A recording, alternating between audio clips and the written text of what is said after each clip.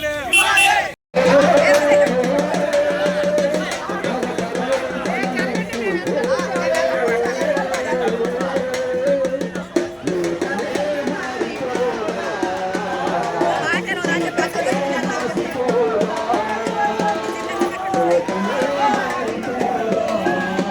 భాగస్వాములు చేస్తాం. ఇన్ని కోట్ల రూపాయల డబ్బులు ఖర్చు అవుతా ఉంది.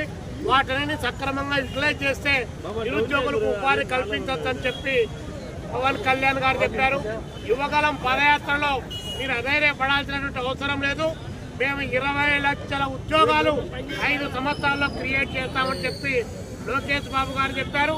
తర్వాత అందరికంటే మించి బాగా చెప్పగలిగినటువంటి ఒక విజనరీగా ఉన్నటువంటి చంద్రబాబు నాయుడు గారు నిరుద్యోగ యువత భవిష్యత్తే మా భవిష్యత్ అని చెప్పి ఆయన చెప్పాడు.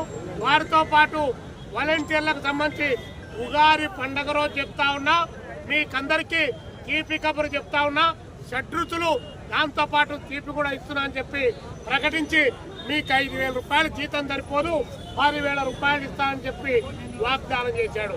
కానీ అజాల కుజాల కొడుకు పేరు సోమలింగడు అని చెప్పి ఇచ్చిన ఏ ఒక్క వాగ్దానం కూడా నెరవేరినటువంటి పరిస్థితి ఒకవైపున కొనసాగుతూ ఉంటే, అందులో బేవరేజెస్ లో పనిచేసే వాళ్ళు నిరుద్యోగులు, మరొక వైపున రేషన్ బియ్యంలో పనిచేస్తున్నటువంటి వారు నిరుద్యోగులుగా, ఇతరేతర రంగాల్లో పనిచేసే వాళ్ళందరినీ కూడా ఉన్నటువంటి అవుట్ సోర్సింగ్ కాంట్రాక్ట్ ఉద్యోగులు కూడా బయటకు పంపించేటువంటి పరిస్థితి ఈరోజు కూటమి ప్రభుత్వంలో నెలకొంది. పైగా ఇప్పుడు ఈరోజు ఈ యొక్క అఖిల భారత యువజన సమాఖ్య నేతృత్వంలో నిరుద్యోగ రణబేరీ కార్యక్రమం చేస్తూ ఉంటే, ఇప్పుడే లోకేష్ బాబు గారు చాలా గొప్పగా ప్రకటించాడు. 2 సంవత్సరాల కాలంగా చెప్పిన అంశాన్ని రేపు ఉగాది పండుగ రోజు నాటికి తీవ్రమైనటువంటి కసరత్తు చేసి ఉద్యోగాలంతా ఇస్తాయట. అంటే ఈ 2 సంవత్సరాల్లో తీవ్ర కసరత్తు చేయలేదా? 8 లక్షల ఉద్యోగాల గురించి ఆలోచన చేయలేదా? అంటే మీరు కూడా మీ తండ్రి గారు చెప్పారుగా, ఆ ఉగాది పండుగ రోజు షడ్రుచులని, రేపొచ్చే ఉగాది కూడా ఇదేనేమో. సంక్రాంతి పోయింది, శివరాత్రి పోయింది, ఉగాదులు 2 ఉగాదులు పోయినాయి, మళ్ళీ ఉగాదులు.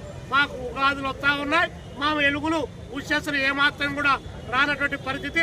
నిరుద్యోగ సైన్యం పెరిగిపోతుంది. కూటమి ప్రభుత్వం అధికారంలోకి వచ్చే కూర్చోబెట్టి పైన ఫ్యాన్ వేసి మీకు 3,000 నిరుద్యోగ వృత్తి ఇస్తామని చెప్పారు. ఇచ్చారా? 3,000 నిరుద్యోగ వృత్తి ఈ 2 సంవత్సరాల కాలంలో ఇచ్చారా? ఏమనంటే అన్నారంటారు, లేకపోతే ప్రతిపక్షాలతో కలిసిపోయారంటారు. అంటే ప్రతిపక్షాలతో కలిసిపోవద్దు, నిరుద్యోగుల పక్షాన మాట్లాడద్దు, ప్రజా సమస్యలు చెప్పొద్దు. మీకు భజన చేయడానికి మాత్రమే ఇతర రాజకీయ పార్టీలు ఉన్నాయా? కాబట్టి చంద్రబాబు నాయుడు గారి ప్రభుత్వం, లోకేష్ బాబు గారు మీ కసరత్తులు, మీరు పోయి మొన్న దావోసులో లక్షల కోట్ల రూపాయలు డబ్బులు తీసుకొని వచ్చారు. అంతకుముందు విశాఖపట్నంలో 13 లక్షల కోట్ల రూపాయలు డబ్బులు వచ్చాయి.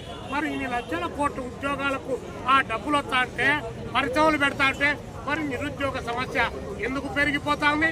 మీరేం నరేంద్ర మోడీ గారి దగ్గర నుంచి కరువు తెచ్చుకున్నారా? ఆయన అక్కడ 4 రూపాయల నోట్లు మారుతున్నాడు ఢిల్లీ పార్లమెంట్ దగ్గర. మీరు ఇక్కడ 7 రూపాయల నోట్లు మారుతున్నారు. అమరావతిలో 3 ఉన్నారు కాబట్టి సరిపోదు. కాబట్టి మీ మాటల గారడితో మోసం చేయొద్దు. ఇప్పటికే రాష్ట్రంలో నిరుద్యోగ యువతకు ఉద్యోగ ఉపాధి అవకాశాల కల్పన లేకపోగా హెరాయిన్, కొకాయిన్, గంజాయి లాంటి మత్తు పదార్థాలకు బానిసలై సంఘ విద్రోహ శక్తులుగా మారుతున్నటువంటి వాళ్ళు మీ క్రైమ్ రికార్డుల్లో నమోదవుతున్నటువంటి